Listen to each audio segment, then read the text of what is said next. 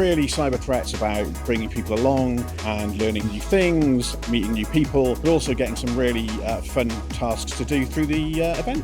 Sharing information about what attackers are doing and how to defend against them is such an important part of cyber defense. So a conference like CyberThreat is really important to get everyone together, to build those connections, build those networks.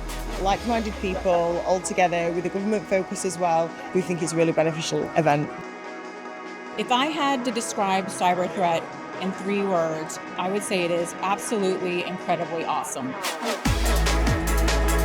You get the opportunity to meet and exchange ideas and information with a wide and diverse range of people who are all practicing cybersecurity in industry. There is nowhere better to meet fellow defenders, threat analysts, technical experts. The whole community is here.